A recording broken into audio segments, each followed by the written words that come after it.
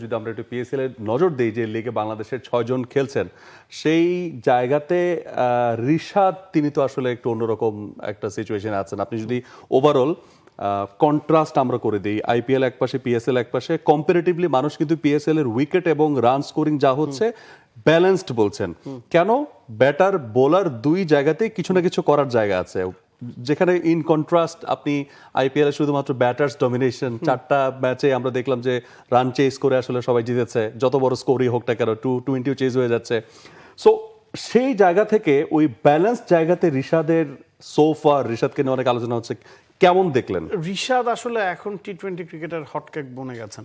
আপনি যদি ফ্র্যাঞ্চাইজি ক্রিকেটের কথা বিবেচনা করেন, কিছুক্ষণ আগেই ক্রিকেট তাসমানিয়া বা বিগ ব্যাশের দল হোবার্ট হারিকেন্স তাদের বিগ ব্যাশের সেরা খেলোয়াড় নির্বাচন করেছে এবং সেই পুরস্কারটা রিশাদ হোসেন পেয়েছেন। এবং রিশাদের যে পারফরমেন্স বিগ ব্যাশে ছিল, কেন তাকে আসলে ছাড় দেওয়া হয়েছে, বিপিএল ক্রিকেট থেকে তাকে ছাড় দিয়ে বিগ ব্যাশ খেলতে পাঠানো হয়েছে। এবং শাহরিয়ার নাফিস ক্রিকেট অপারেশনসে যিনি দায়িত্ব পালন করছেন, তিনি কিন্তু বলেছেন যে বাংলাদেশি ক্রিকেটারদেরকে ছাড়পত্র দেওয়ার ব্যাপারে তারা অতি আগ্রহী, কিন্তু ডিপেন্ড করছে ওখান থেকে ক্রিকেটাররা কি শিখে আসছেন। আমার যতটুকু মনে পড়ে শাহরিয়ার নাফিস বলছেন যে আইএল টি10 খেলে আপনি খুব বেশি কিছু শিখতে পারবেন না, বিগ ব্যাশ খেলে আপনি যেটা শিখতে পারবেন। বিগ ব্যাশে Rishad was one of the top performer, সেরা উইকেট শিকারী তালিকায় টপ 5-এর মধ্যে ছিলেন, স্পিনারদের মধ্যে টপে ছিলেন। প্রতিটা ম্যাচে তিনি উইকেট পেয়েছেন, কম বেশি 11 ম্যাচে তার 15 উইকেট, গড় যদি দেখেন 20, ইকোনমি যদি দেখেন অস্ট্রেলিয়ার মতো জায়গায় যেখানে হরহামেশা 200 রানসের উইকেটে খেলা হয়, 170 180 ইজ পার স্কোর, ওভারঅল যদি আপনি বিবেচনা করেন সেখানে তার ইকোনমি সব মিলিয়ে 7.82, 26 রানে 3 উইকেট তার সেরা। কনসিস্টেন্টলি তিনি পারফর্ম করেছেন এবং সে কারণেই কিন্তু হোবার্ট হারিকেন্সের সেরা খেলোয়াড় তিনি নির্বাচিত হয়েছেন। ক্রিস জর্ডান ছিলেন ইংল্যান্ডের, নিখিল চৌধুরী ছিলেন যিনি ভারতে জন্ম নিল, এখন অস্ট্রেলিয়ার হয়ে ক্রিকেটটা খেলছেন, করোনার সময় সেখানে আটকা পড়েছিলেন, তার কথা আমরা সবাই জানি। বা আইপিএলের সুযোগ পাওয়া নাথান এলিস যিনি এখন ইনজুরির কারণে বাইরে আছেন, তিনিও দাবিদার ছিলেন। এই 4 জনের মধ্যে একজনকে বেছে নিয়েছে ক্রিকেট তাসমানিয়া এবং সেটা রিশাদ হওয়াটা বাংলাদেশের জন্য অবশ্যই গর্বের একটা বিষয়। এবং এর আগে আমরা দেখেছি যখন যুক্তরাষ্ট্র ওয়েস্ট ইন্ডিজে রিশাদ 17 উইকেট পেয়েছিলেন, টপ উইকেট টিকার তালিকার মধ্যে একেবারে ওপরের দিকে ছিলেন, তখন থেকেই কিন্তু এই তার আগমনী বার্তাটা আমরা শুনছি। ঘরোয়া ক্রিকেটে তিনি ফরচুন বরিশালের সব ম্যাচ সুযোগ পান না, গেল বছর তাকে বিগ ব্যাশ খেলতে দেওয়া হয়নি, এবার তার উল্টোটা করা হয়েছে এবং সেটার ফল কিন্তু আমরা হাতে নাতে পেয়েছি।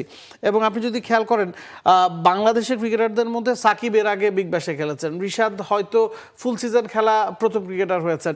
তো তিনি যখন ভালো করবেন তখন অন্যদের সুযোগটাও কিন্তু আসলে বাড়বে। একজন ক্রিকেটার গিয়ে যখন ওই ধরনের উইকেটে ভালো করেন তখন অন্যদের জন্য আসলে দরজাটা খুলে যায়। এবং পিএসএল এ তিনি ব্যাক টু ব্যাক পারফর্ম করছেন, অন্যান্য লিগ থেকে তিনি ডাক পাচ্ছেন। It's a good sign for Rishad, good sign for Bangladesh. এবং অন্যদের জন্য দরজা খুলেছে, আবার কারো কারোর জন্য দরজা বন্ধ হয়েছে। সেটা যদি আমরা বাংলাদেশের স্কোয়াডের কথা চিন্তা করি, বাংলাদেশের 11-এর কথা চিন্তা করি, লাস্ট পাকিস্তান সিরিজে আপনি দেখেন মানে ইউজুয়াল চিত্র কি ছিল বাংলাদেশের ক্রিকেটে, যে আপনি একজন লেফট আর্ম স্পিনার অবশ্যই খেলাবেন। তো সেখানে বাংলাদেশ লেগ স্পিনার খেলাচ্ছে এবং সঙ্গে অফ স্পিনার আছে। বাংলাদেশ লেফট আর্ম স্পিনার খেলাতে হবে সেটাও কিন্তু ভুলে গেছে, রিশাদ সেটাকে মানে ভুলাতে পেরেছেন। সো এটা কিন্তু রিশাদের জন্য যেমন একটা বড় পাওয়া, তেমনি বাংলাদেশের জন্য একটা স্বস্তির খবর। তবে এই স্বস্তির সঙ্গে আরেকটা অস্বস্তি আছে, সেটা হচ্ছে আমরা যখন একটা স্পটে কাউকে তৈরি করি, ফলোড বাই যখন এই পাইপলাইনে আবার অন্য কেউ না থাকে, তখন তার চলে যাওয়ার পর ওই জায়গাটা যেভাবে ভ্যাকেন্ট হয়, বড় শূন্যতা কিন্তু এই জায়গায় তৈরি হতে পারে। আমরা 5 বছর আগে যদি ফিরে যান বা 6 বছর আগে যদি ফিরে যান, বিপিএল এরকম নিয়ম করা হয়েছিল যে একজন লেগ স্পিনার থাকা বাধ্যতামূলক। এটা আপনি কখনোই আসলে করতে পারেন না। একজন ক্রিকেটার যদি তার পারফরমেন্স দিয়ে সেরা একাদশের জায়গা নিশ্চিত করতে না পারেন, আপনি তাকে বাধ্যতামূলক করে দিতে পারবেন না। পিএসএল একটা রুল আছে যে 11 জনের মধ্যে একজন ইমার্জিং ক্রিকেটার থাকা বাধ্যতামূলক, সেটা আপনি করতে পারেন। এখন আপনি একজন লেগ স্পিনার থাকা বাধ্যতামূলক, আপনার দল হিসেবে যদি মনে করেন যে off spinner, right arm off spinner বা লেফট আর্ম স্পিনার খেলানোটা জরুরি, সেটা না করে তো আপনি লেগ স্পিনার খেলতে পারেন না। তো সেই জায়গা থেকে রিশাদরা এগিয়ে এসেছেন, ওয়াসি সিদ্দিকীরা হয়তো সামনে এগিয়ে আসবেন, আলিসকে আমরা দেখেছি নিয়মিত পারফর্ম করতে, এটা বাংলাদেশের জন্য গুড সাইন। তবে আপনি যদি রিশাদের পরে কে, সেই জায়গায় একটা ভ্যাকিউম কিন্তু আছে। আপনি যদি তানভীরের বিকল্প চিন্তা করেন, নাসুম আছেন। আপনি যদি মিরাজের বিকল্প চিন্তা করেন, শেখ মাহেদী আছেন, এবং আরো 2-3 জন আপনি ব্যাকআপ পাবেন। কিন্তু লেগ স্পিনিং ডিপার্টমেন্টে রিশাদ হঠাৎ করে এসে যে ভালো করছেন তা না, অনেক বছর ধরেই এমন হয়েছে যে ঘরোয়া লিগে তিনি সুযোগ পাননি, ডিপিএলে তিনি সুযোগ পাননি, বিপিএলে তিনি সুযোগ পাননি, বসেছিলেন, বেঞ্চ গরম করেছেন। হাতুরু সিং এর আমলে হাতুরু সিং এ তাকে খেলানোর অনেক চেষ্টা করেছেন। এমন হয়েছে যে ফরচুন বরিশালে বা ঘরোয়া ক্রিকেটে তিনি কুমিল্লা ভিক্টোরিয়ান্সের সুযোগ পাচ্ছেন না, কিন্তু জাতীয় দলের তিনি নিয়মিত মুখ। তো ওই জায়গা থেকে যে রিশাদ নিজেকে বের করে আনতে পেরেছেন, ক্রেডিট গোস টু হিম। আমি আপনাকে এই জায়গাতে একটু আশ্বস্ত করতে চাই যে যারা ভাবছেন যে একদমই ভ্যাকুয়াম আছে জায়গাটা, ব্যাপারটা আসলে ওরকম না।